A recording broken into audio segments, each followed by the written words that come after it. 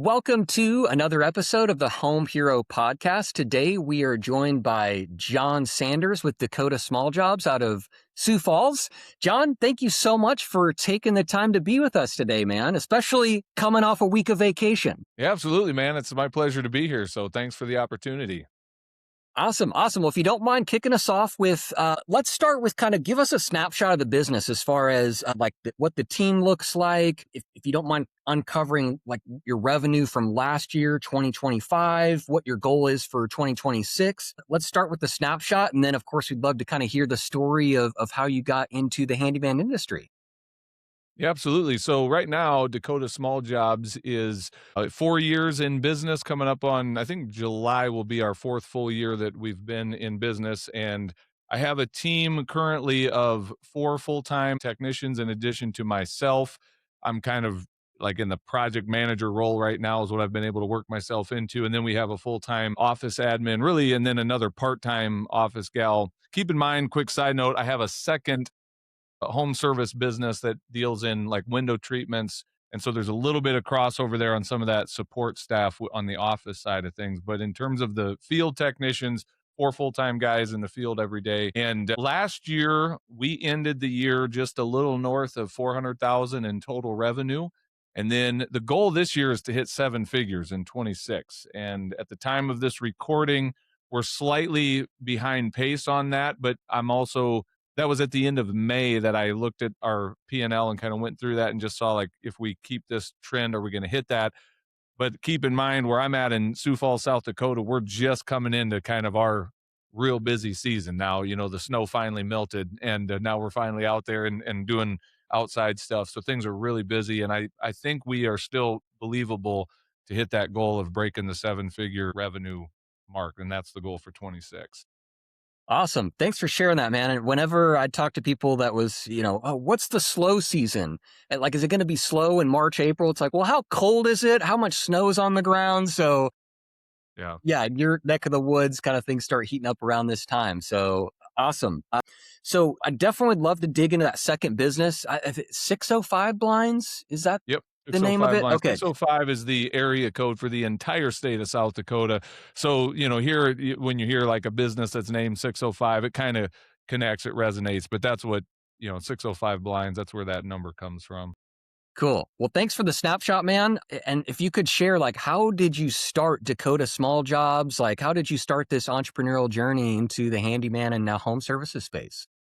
Yeah, so there's a little bit of a backstory, and I'll just try and give bullet points to not put everyone to sleep with this. But if I follow my career path, I was in full-time fire service as a firefighter, really since the strong calling into pastoral ministry, which brought us out to South Dakota as church planters 22, 23 years ago, something like that.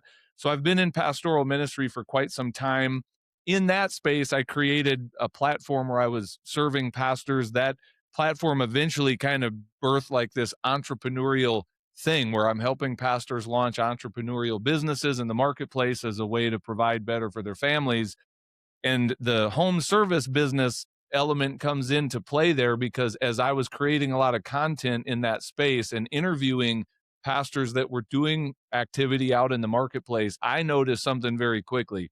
The guys who were willing to pick up a paintbrush, a tool belt, a pressure washer, a lawnmower, something where people are currently going to Google and searching for who can fix my fence or build my deck or whatever.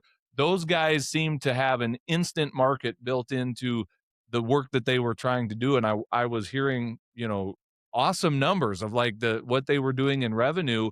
And it got to the point where I started thinking like maybe I should be smoking what I'm selling and offer, instead of just helping pastors launch businesses, maybe I ought to be in business myself. And that was kind of what drew me to the home service business space, I guess. And so about 4 years ago, I hung out my shingle as just doing small jobs and very quickly realized like, yes, there's a huge market for this. And if you bring some of that same skill set that you've been honing for years in ministry to the marketplace, especially in the trades, if you can communicate well with people, show up on time, do good work, if you're honest and have integrity, like the jobs just keep coming in, the phone just keeps ringing. And so that kind of is what got me into the handyman space. the 605 blinds, there's one more quick backstory, and that is this: like, one of the double-edged swords of the handyman business is you are a jack of all trades, maybe a master of none. And so you're always getting asked to do the most random things. And a couple years into that journey, I was like, man, it'd be sort of cool if we could just have like the truck set up for one job. Like, what if we just specialized in one thing? Well, my brother has been in the blinds industry for over 20 years, and he and I were in a boat together up in the boundary waters of Minnesota, between Minnesota and Canada, a few years ago. And he gets a little notification on his phone saying that, man, I just sold $39,000 worth of window treatments. And I said, there it is. That's the specialty. You're going to show me how to do that. And I thought maybe I'd start that business and shut down the handyman business.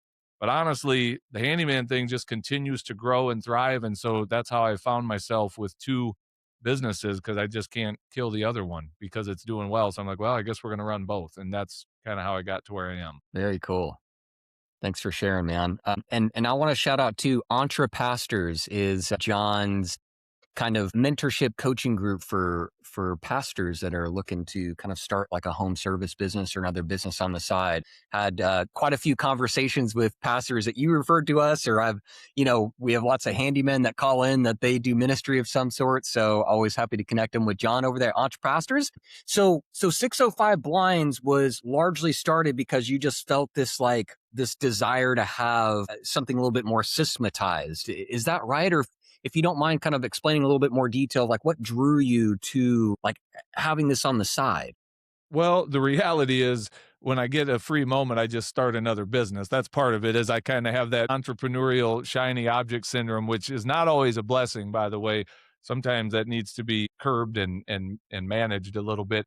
But in all reality, the desire behind it was like, can I get into something where we're doing consistently the same thing? Because on some hand, the handyman thing is great, because if you have ADD and love doing a different job every day of the week, it's perfect for that because you're never doing the same thing twice. But there is a flip side to that, and it's you have to have the tools for all kinds of different things, multiple vehicles for all kinds of different things.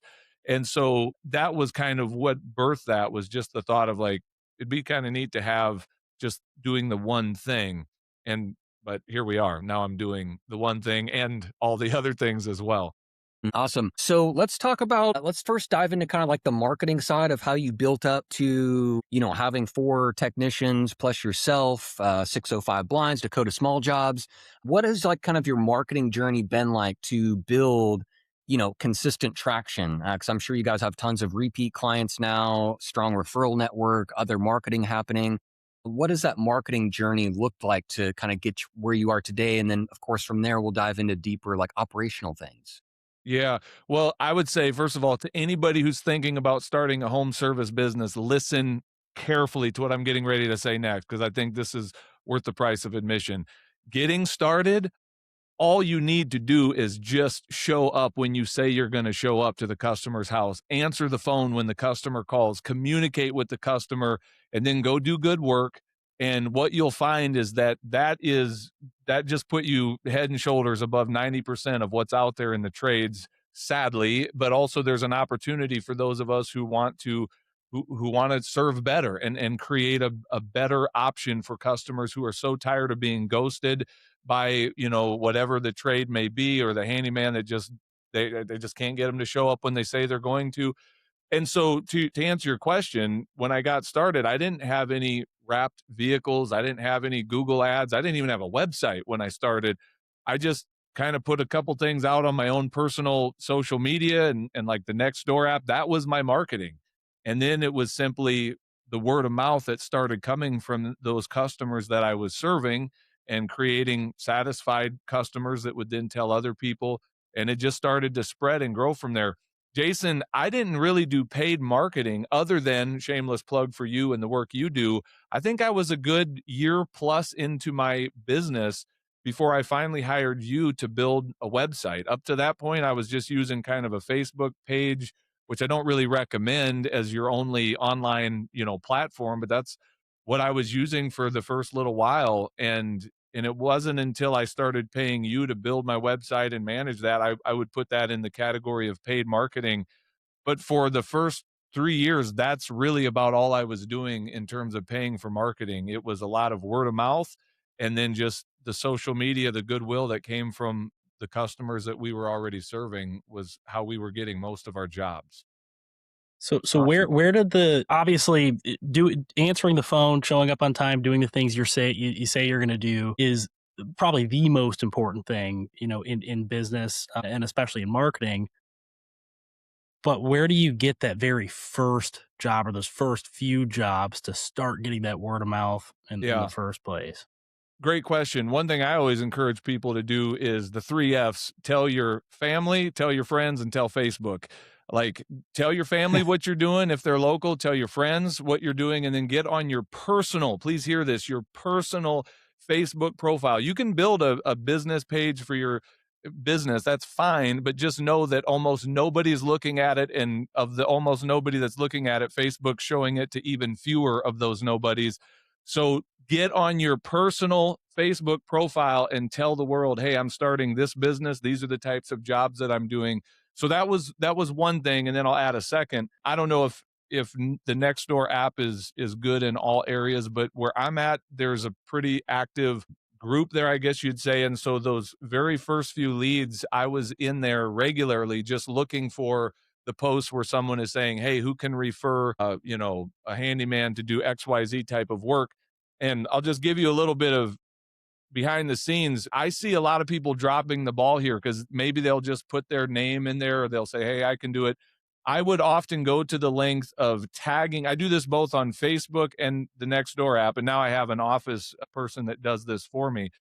So daily, we're still in those forums, but we will tag the person if we can, if we're allowed to tag their account. So we'll say, "Hey, at Jason or at Coby," and then we tag our business because we have a business profile in those accounts, and we'll say Dakota Small Jobs would be happy to serve you. Then we give them a link to our website form to request a free estimate. See, we're trying to make it as easy as possible for them to click into our website and ask us for a free quote. And sometimes, we don't always do this, sometimes in the early days though, I would even follow up with a private message to that person if I could, if it wasn't like a private account or something. That's just showing I am taking the initiative. I'll see people just get in there and go, "Call me," or send me a direct message. It's like you're putting all of that burden right back on your customer. In my opinion, the more I can do to make it easy for my customer to reach out to me, that's what we did. And jobs came from that. And jobs still continue to come from that kind of guerrilla marketing, if you will, just old school, like put some elbow grease into it and watch what happens from that. So that's how we got some of our first customers and still get them today. And Even though, by the way, we do more sophisticated things today. We are in a little bit of Google Ads and have a very strong Google business profile. And something else I really recommend on a marketing thing, like we're in a couple business networking and referral groups. We've built some real strong relationships with some realtors in the community. So those have been tremendous sources of leads and jobs for us as well. And again, they're sort of paid marketing because you pay to be in those groups. So I kind of put that in the category of paid marketing. it's awesome. So I want people listening to think about how different it would look or sound. What you said that you guys do in Facebook or Nextdoor, where you put Dakota Small Jobs would be happy to serve you, and then you link your website, the estimate form to your website. When I'm on Facebook, and I see it all the time, the local groups that I'm still in, people will say, "PM me," or 40 years experience, message me, or sent you like stuff that's like unprofessional, I guess is probably the best way to put it. Like, so that's such a professional way to stand out, in that crowd of people that you're competing against. When you've got a website that you can link that makes it super simple for your customer, you say, "We'd be happy to serve you," instead of "PM me," and this person's got to go like direct message you and say, "Hey, can you come give me a quote?" Big, big, big difference.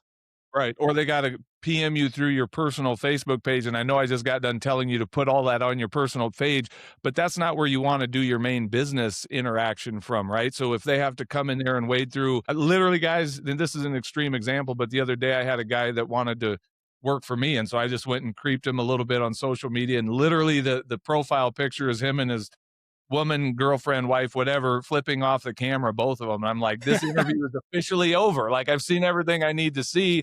Like, and again, he might be a great person, but just your judgment there tells me everything I need to know. So yeah, you don't want your customer having to wade through your personal pictures of your family vacation or your pet or what you had for supper last night, all the stuff we do on social media.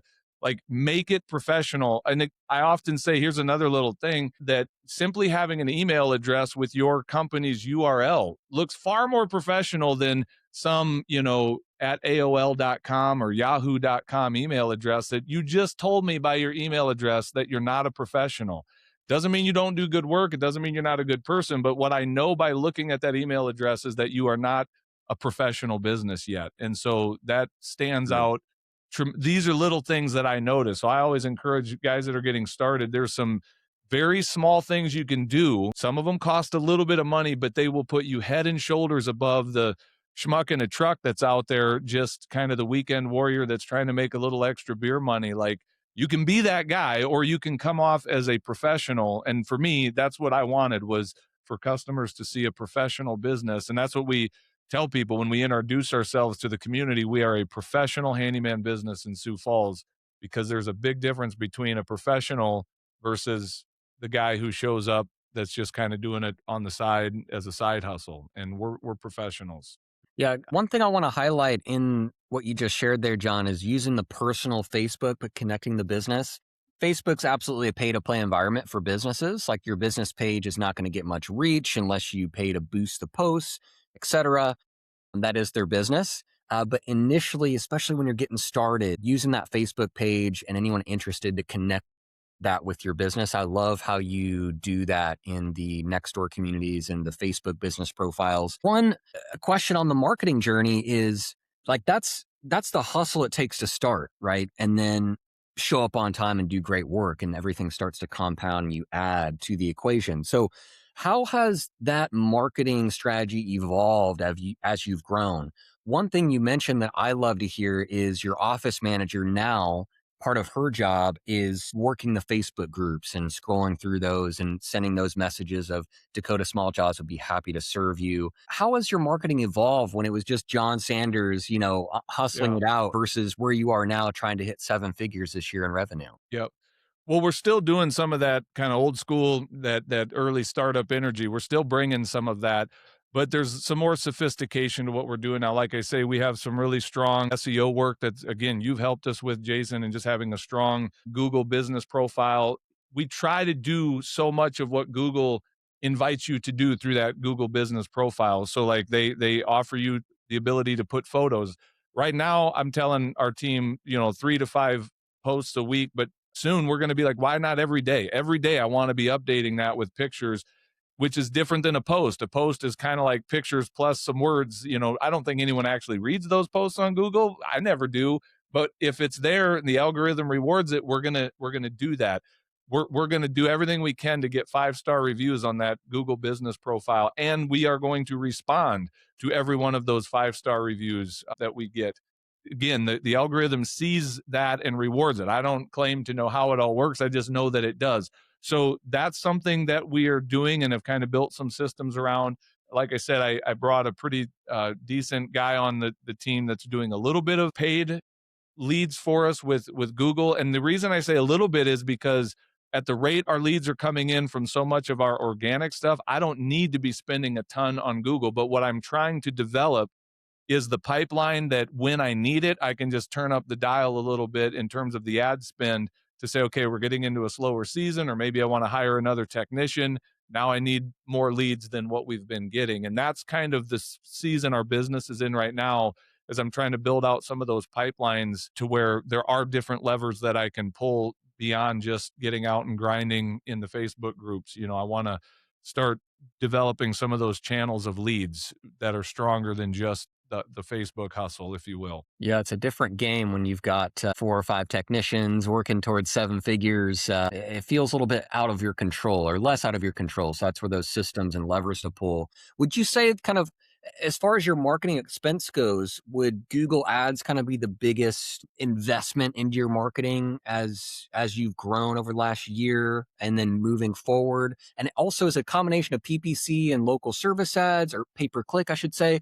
Like, what does the actual specifics of Google Ads look like for you? Because there's a couple different options out there. Yeah, and this is such an embarrassing thing for me to admit, but I'm just gonna keep it real, Jason. I don't even know. The guy who's doing it for me is the same guy that we hired on the 605 blind side, and my brother said, "This is the guy that I've been using. He's been delivering excellent results." So we started using him there first, and yeah, he delivered really great results for us there. So eventually I just said, "Hey, do your thing over here." And I'm probably not keeping nearly as close of a watch on that as I should, but it's a world that I don't understand that well to begin with. And so my personal philosophy has always been just get great people around you and let them do their thing. So I don't even know the answer to the question that you're asking. I just know that I'm paying a little bit. I would honestly tell you, to your first question, is it our biggest ad spend? Probably not in terms of marketing dollars. I bet I've spent far more on wrapping a couple of our trucks and vans than what I've invested so far into Google Ads. So that tells you, like, at least for where we are right now, I don't have to turn that dial up very much for the leads. We're getting so many leads just through the organic stuff that the ads aren't really that big of a part of what we're doing yet. And I'm kind of encouraged by that, because what that tells me is I still have all of that available to me as I need it. So yeah, I think that's the reality. Is if I could, the biggest expenses have been probably more like the wrapped vehicles than anything else, because all these other paid things that we're doing are relatively inexpensive on a month to month basis. Even your services, Jason, when I look at what that does for our business, it's a no brainer to me. Why would I not pay Jason and his team to do what they do, because of what it adds to my business without me having to think about it and worry about it? I appreciate the kind words, man. And anyone that hasn't looked up Dakota Small Jobs yet, their van wraps, it's some of the best that I've seen, because you guys get the big old transit vans.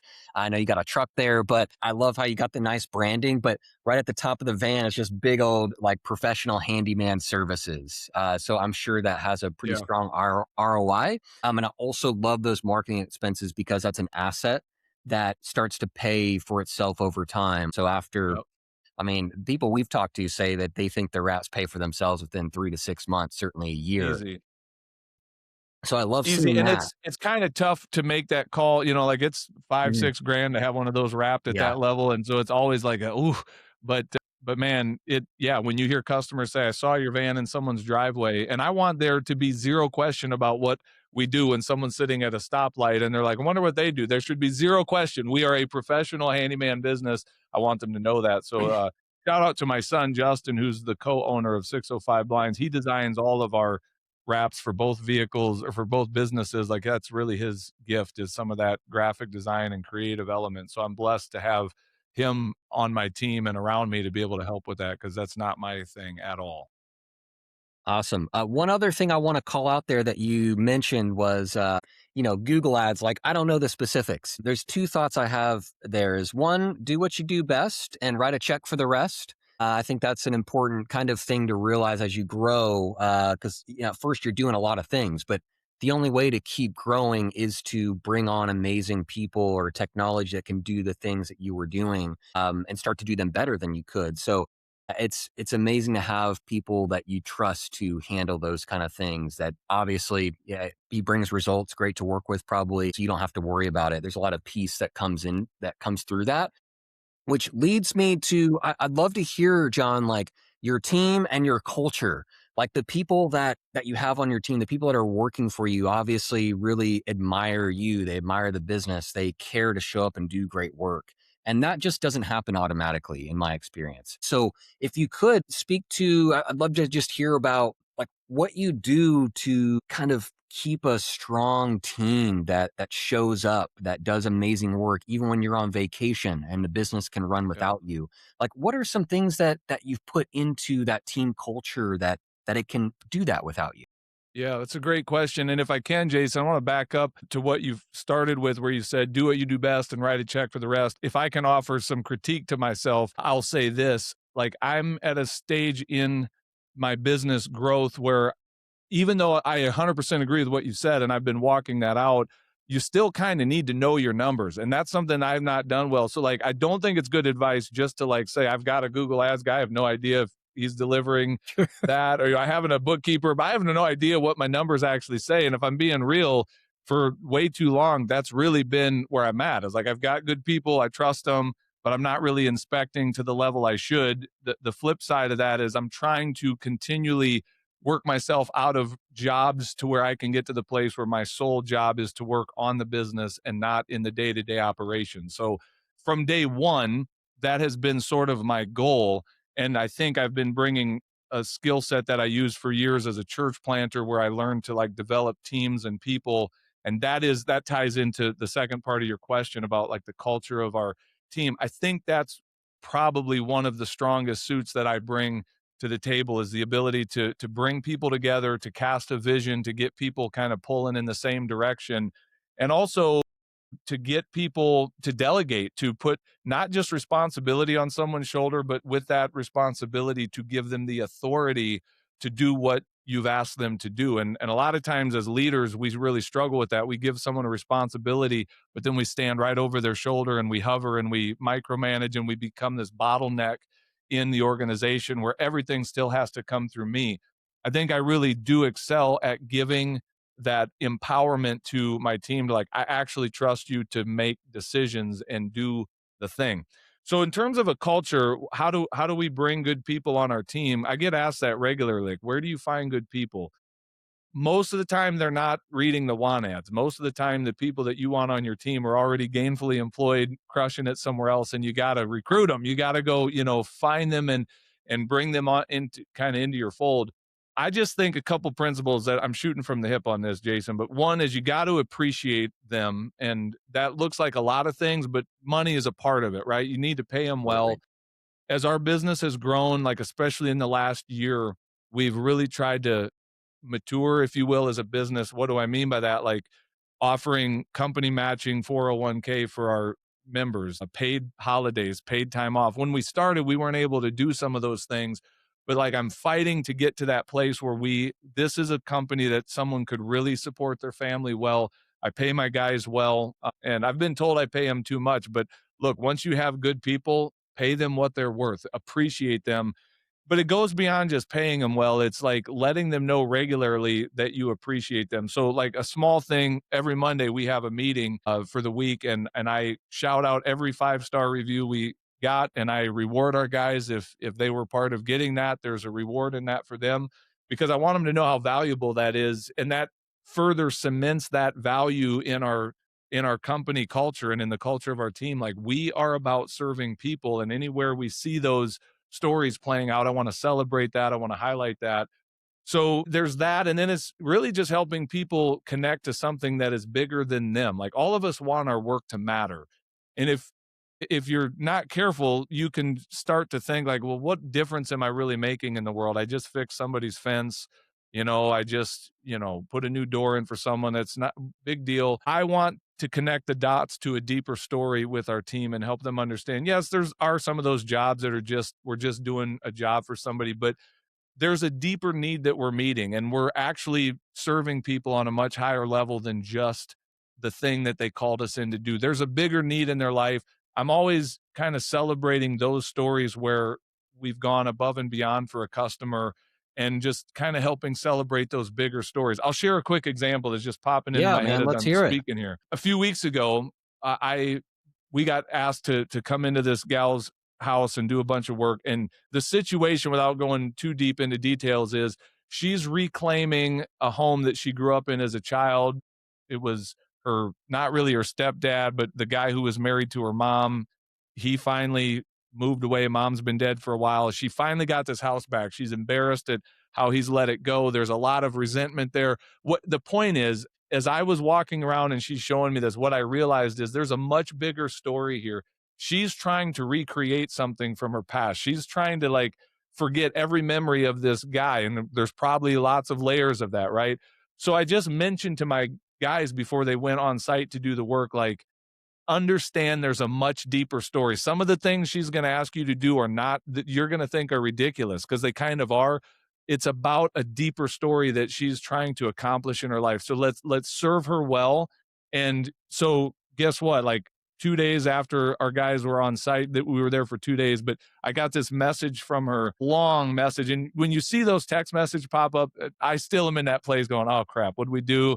There's this long message. But as I started to read, she was just gushing appreciation for the guys that came and served her and went into so many of those details. And so I like, that's the type of thing we'll share on a Monday morning and celebrate with our team and just say, guys, you nailed it. Good job. Like, again, not every job carries that level of weight or whatever, but where possible, I want to connect my team to a bigger vision. This is about more than just fixing something at someone's house. We're really serving them on a deeper level. Cool. Thanks for sharing that, John. I wrote down this authentic appreciation, and like I'd love to ask like how long your team members have been with you. Actually, do you mind sharing like what is your current team like? What are some of your longest standing team members that have been with you? Yeah, well, keep in mind that I didn't start hiring my full-time guys until March of 2025. And basically everyone that I've hired since has been with me since. Like I had one guy one dude we had to let go, just wasn't a good fit. He was a great guy. It's not a great fit for the team. And quite honestly, when I had to let him go, I apologized to him. I did not have a strong system in place for vetting his skill set, and we've fixed that since. We've corrected that, and now there's a system in place for some more interviews and some actual practical, like, show me what you know. And so, like, that was my fault. I made a bad hire, and he wasn't a bad guy. He was just, we didn't really have a seat on the bus for someone Yeah. with his skill set. And so, other than that, like, I've had 0 people quit or leave. And again, we're still young, so I know if you're in it long enough, that day comes. But I will say this, even when that day comes, what I know, and I tell my team this regularly, like, you're not signing up for life for being here. My goal as a leader is that I recognize we're just together for a season. It could be a year, it could be 10 years. You may spend a career with us, but the day is coming that I'm leaving or you're leaving.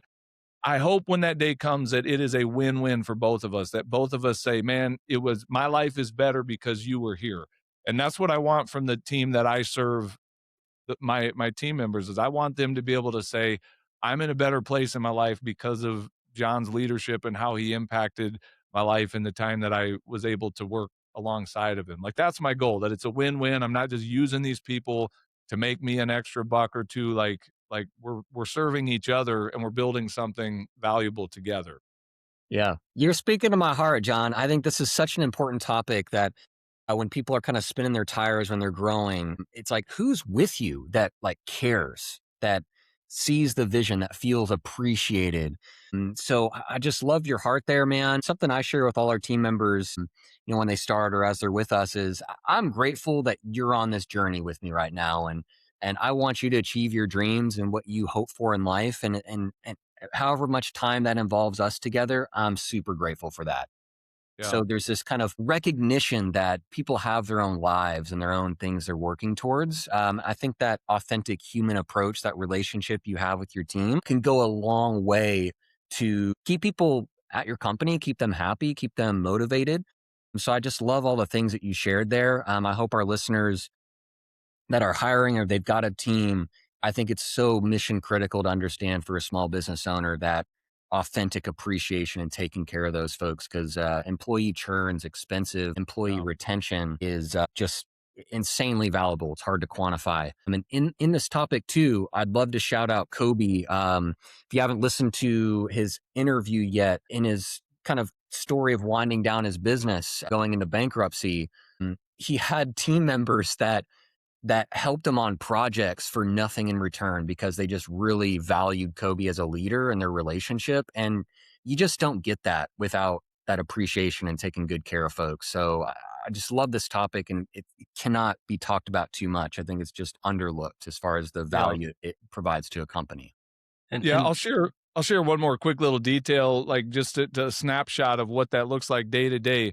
And again, I've had people tell me you shouldn't do this with your employees, but I don't make my guys clock out for lunch or for breaks. Like I say, clock in at the beginning of the day and clock out at the end of the day.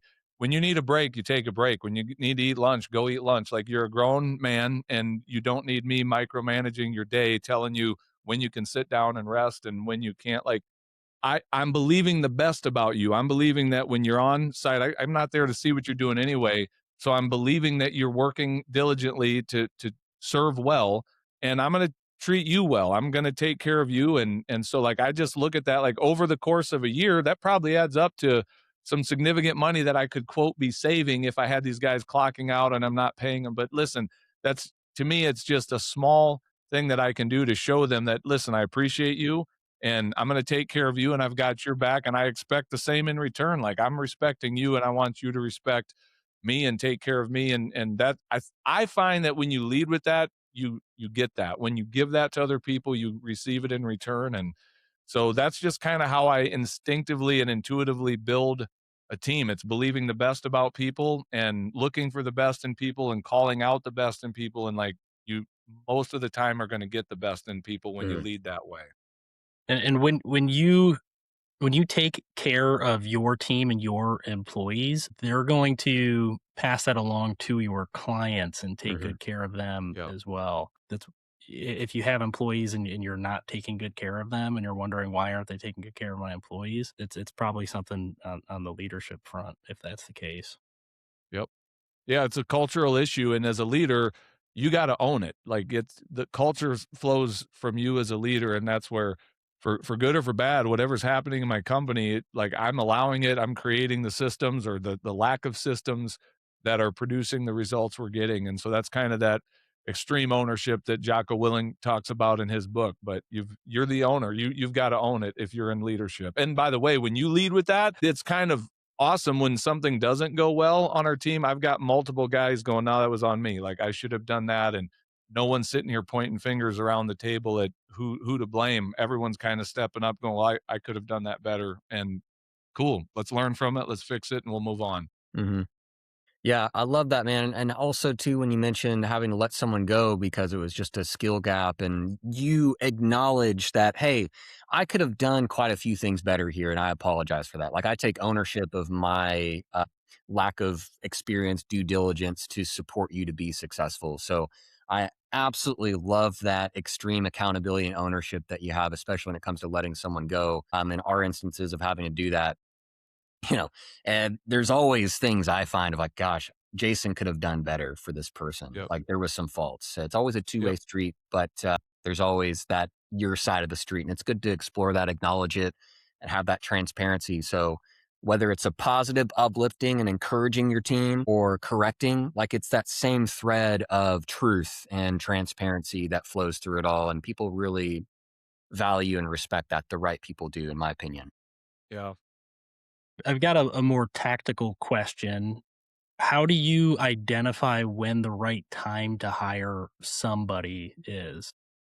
Well, here's what I can tell you is it's going to be far sooner than you're comfortable. And I'm in a situation right now where I've got a very real potential for a project manager that that would get me out of the day-to-day like estimates and all of that. And but boy, the number that I need to come up with to get him from where he is now doing the exact same role essentially for a much larger company, not Handyman, but I'm right here again looking at this going, how wow, like I know I need to do this. I know this is the decision I need to make, and it feels scary. So back to your question, Coby, like when you're hiring employees, you start thinking about it. There's a few like instantly you're going to now feel that responsibility of I need to have enough work coming in to keep this person busy because now their family is dependent upon income from my business, you know. And so how do you know when it's time?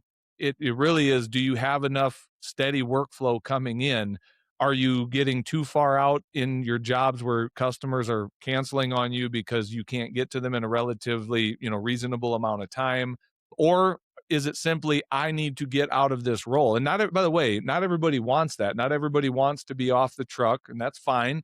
Some people truly just want to build a self-employment kind of a job for themselves, and that's fine. Like that's great. You work, set your own schedule, work on your pace, serve whoever you want to serve and not anyone else. Like that's totally fine if that's what you're wanting to build. For me, my goal is to build an asset through this business that produces income for my family, whether I'm there working every day in it or not.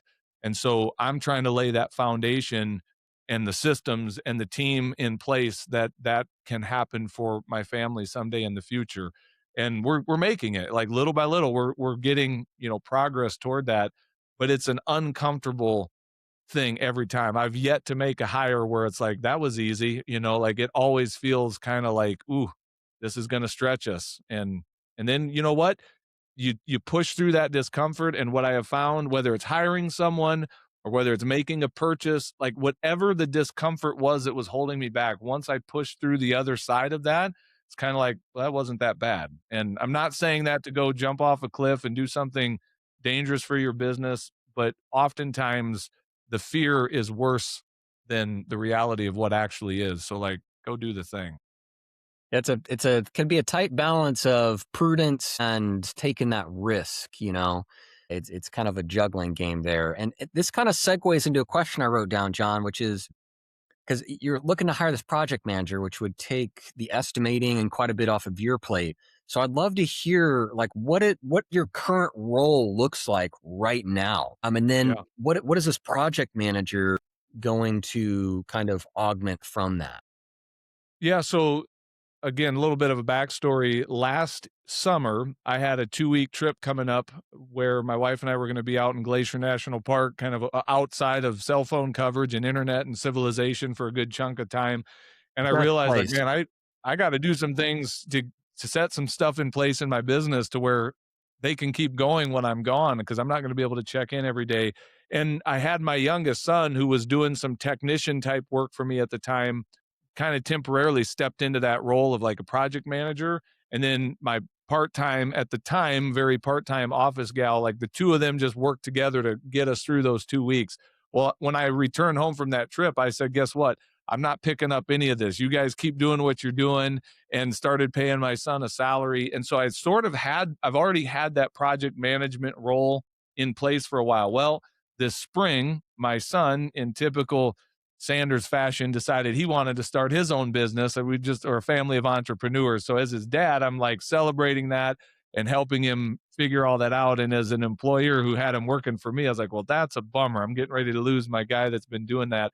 So this spring, that role kind of got put back onto my plate of being the guy out doing all the estimates, writing the quotes, and then scheduling the crews to go out and do the work.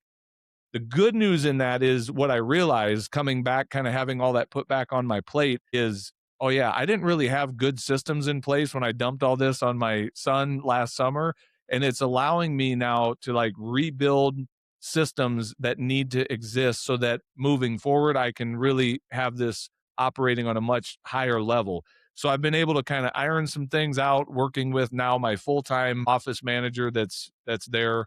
And so I'm at a position now where I think we've got the systems in place. Once I bring in a new project manager, I will no longer be out doing estimates. I won't be writing the quotes. I won't be following up on the sales aspect of that. I won't be scheduling my guys day to day. I will still be a very present person and personality in our office, but it's going to give me the freedom to be working on my business far more than working in the business. So that's the goal.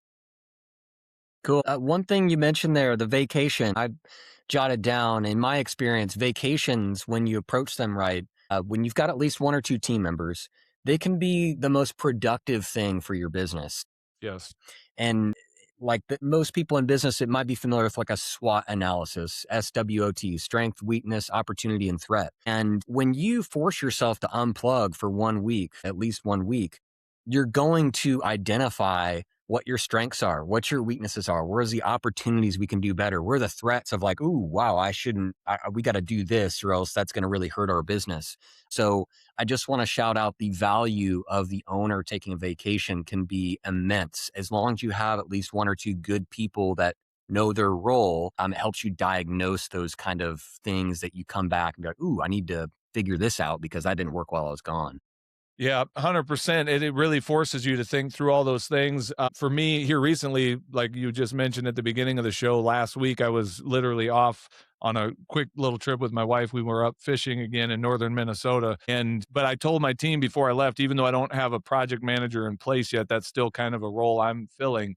It was one of those empowering conversations where I'm like, you guys got this, and make decisions. Like, you can try to reach me if you need something. If something major comes up, like, feel free to reach out. but I'm not going to be day to day involved in this stuff. So make decisions. I trust you. You have good heads on your shoulders. Like, figure it out.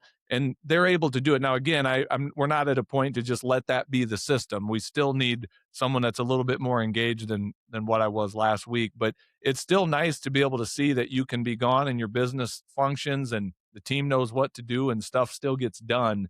And what I'm looking forward to, and we will get there, the day will come where where I leave on a vacation and I come back and our business is even better than before it left, once I kind of got out of the way and just let them do their thing. Like, that's really one of the goals I'm working toward, is getting to that level. And I believe we will get there. I agree, man. That's the dream. And you got the most amazing people in there that if you can accomplish that and ultimately train them up to be better than what you did in that role. On this same note of your current role, and is like, what would you say the bigger evolutions of going from owner operator, let's start this handyman business? Like, what were some of the bigger transitions in your role of letting go, or things you had to change or improve about yourself to kind of get where you are today? Yeah, well, I would say one thing is, at every level, whatever the transition was, there's always that imposter syndrome. So for day one, the imposter syndrome was me rolling up to a customer's house, watching a YouTube video on how to do the job I'm coming to do. Like, I think I can do this. I think I can figure this out. It's that imposter syndrome of, who am I to be doing this? And what I have found is that at every level of growth, that imposter syndrome is there.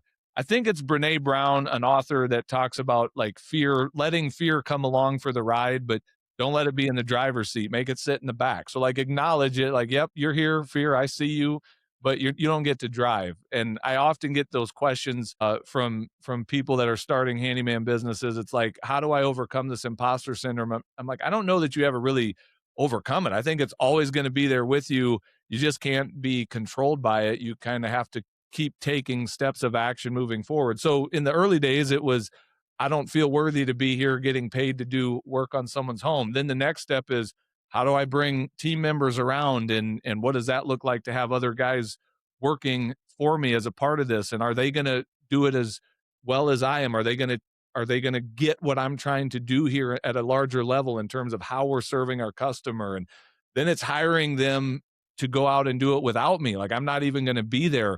That's another transition, is now they're out working on a job site that I'll never even touch and never even see, customers I'll never even meet. So it's continually letting go. It's continually handing off another layer of the business, and it's very vulnerable. You start talking about the admin side of things. You have someone who now has access to my inbox, to my calendar. They can see parts of my life. Like, that's a vulnerable place to be, to start handing off the password to the bank account and things like that to people on your team. And you need to have some wisdom and discernment about that. But if you're ever going to build a team, you do have to push through those layers of growth to, like, empower and equip and hand off work to people, and then let them run in the lanes that you've hired them to run in. So I don't know if I'm answering that question well, but it continues, those levels of growth and just a new discomfort, new day. Yeah, definitely, man. Something I say all the time to our team, and not hopefully not all the time.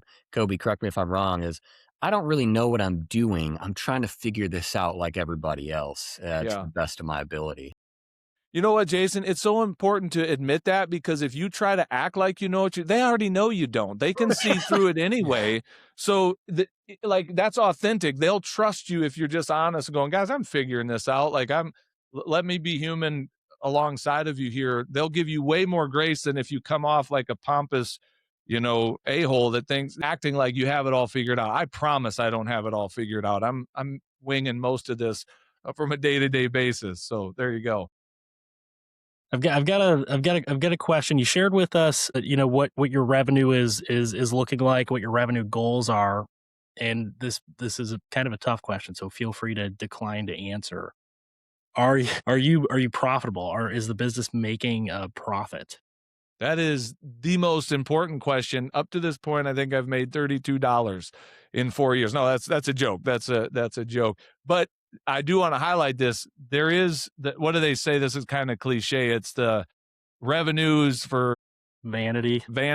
profits for sanity, right? So a lot of times we like to focus on that top number, And what I am learning in this business journey is the much more important number is, what are you keeping? Are we profitable? Yes. Like I am. It's been really cool to see what this business has been able to do for my family in terms of some of our own personal financial goals and just some of the expenses it's been able to cover, and in some ways even lower our taxable income, as crazy as that sounds, as we're, doing some legal things to let the business pay for parts of our life. Like that's just cool to see that. And then yeah, but I also know this, there's so much more we could do to just keep getting more efficient, and it would probably make me sick if I thought about, stuff we've spent money on that we didn't need to spend money on, or ways we could have saved money. So those are the things I want to improve upon as I have more time to really focus on some of those areas of the business. Once I'm out of the day-to-day operations, I can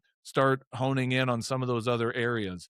And again, I think some people are more naturally like numbers, spreadsheet people. That is not me. That is not my strength or my skill set. So for me, it's a discipline that I'm needing to continually learn and grow in, is like, what is a spreadsheet even? How do you even read a P&L? How do you even read a balance sheet? These are skills that I'm trying to develop as a business owner, because they do matter. So are we profitable? Yes. Are we as profitable as I want to be? No, but we're on our way, and I'm grateful for what I'm learning on the journey. Yeah, So some I think one of the tricks as a business owner is because we're not accountants and spreadsheet people, or most of us right. are. But it is prudent and right to set up some kind of system that we can understand, that we can feel control over the finances. Something I recommend to all kinds of business owners is profit first formula, Yes. the framework. That is the first time when I started applying profit first, it was the first time where I understood, like, okay, here's the money coming in, here's where it's going. I have a plan for this money, rather Yes. than getting that, report from the accountant or the bookkeeper that says, oh, you made a profit last month. And you're like, well, where's the money? Yeah. So highly recommend profit first. It was just this big realization for me. And over the years, being profitable I think it's necessary for most seasons of business, because we didn't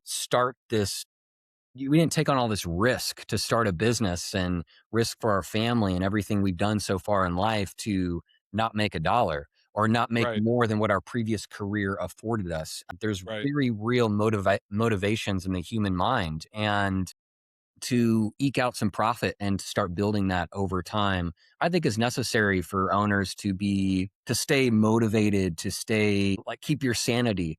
There's Yeah. nothing worse than financial stress, especially when you got payroll coming up. I know Yes. Kobe's nodding his head over there.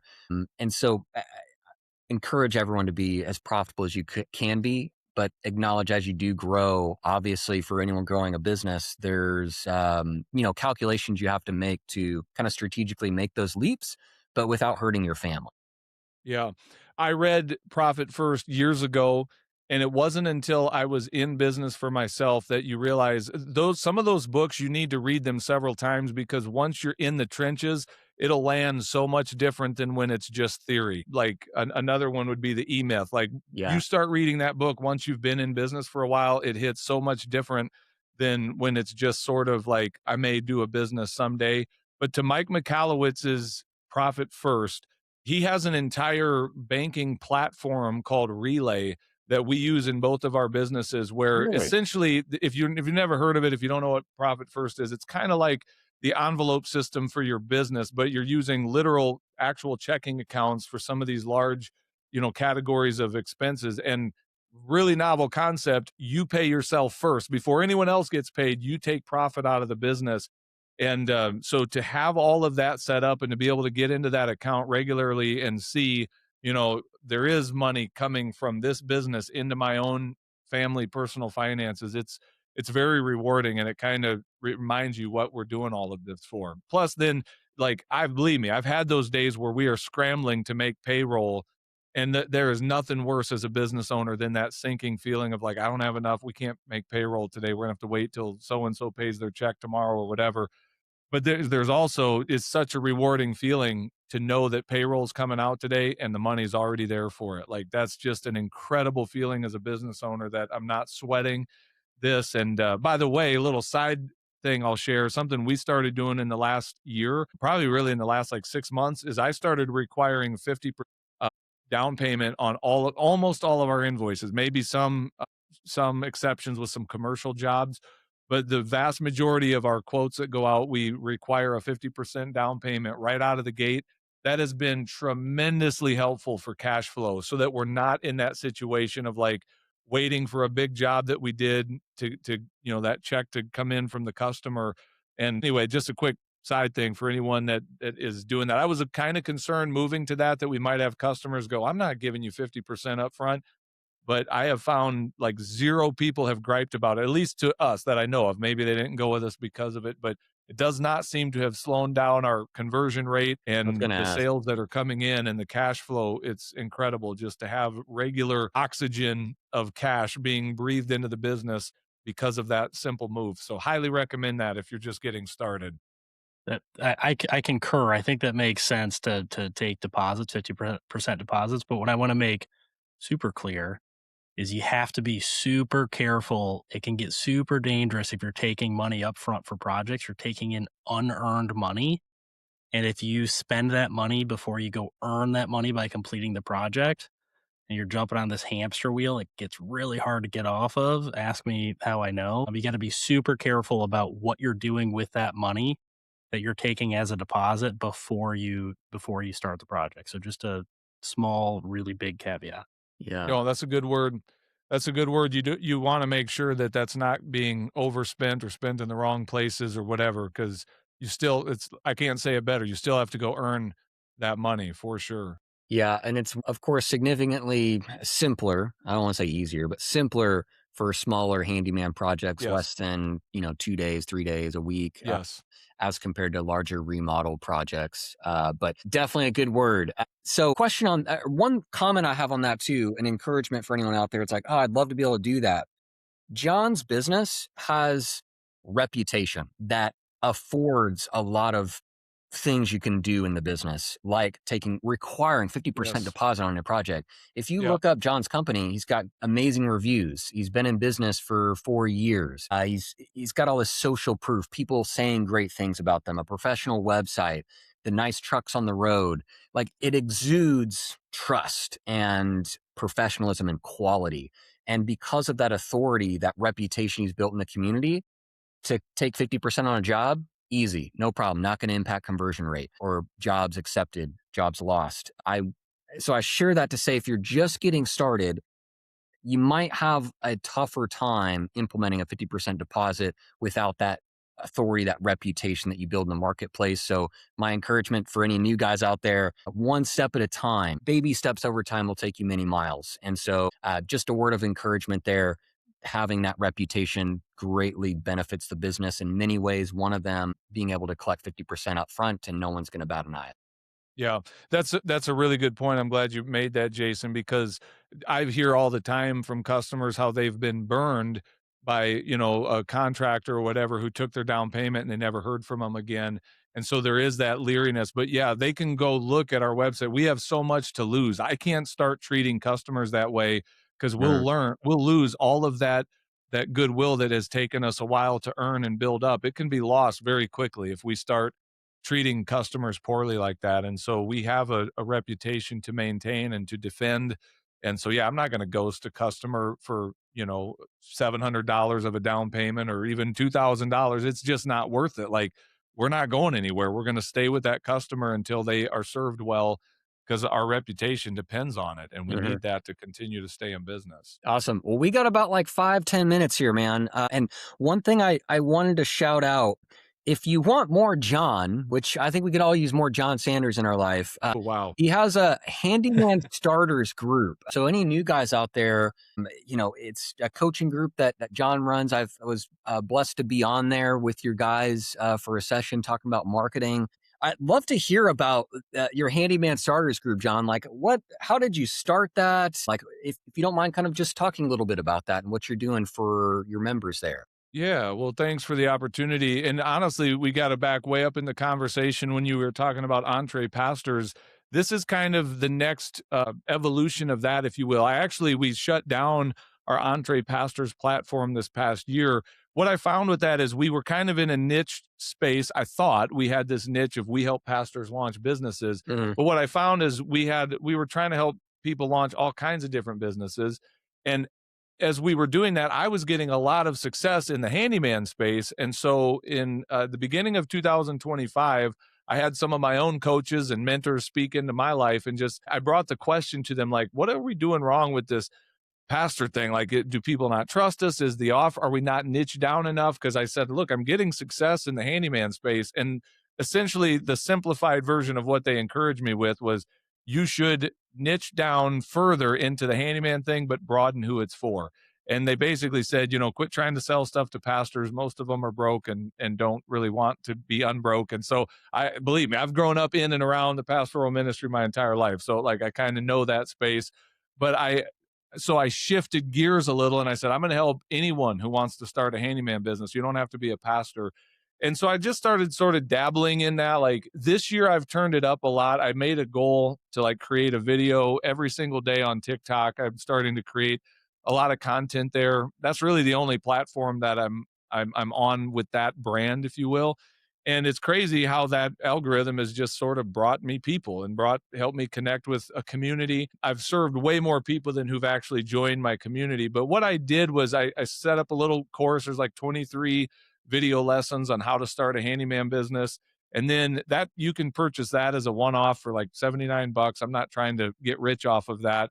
But then the Handyman Starters community is like a $99 a month recurring subscription, and you can cancel it anytime. My goal with that is to be a resource to walk beside someone as they're getting started. If they want to stay with me for 2-3 years, that's great. If you need me for 2 or 3 months, that's great. But what we'll do is a weekly group coaching call, which Jason, you've been able to join us on that a couple times, where I try to bring some value to the community and then just open it up for questions. Like, what can I do to answer specific questions in your business today?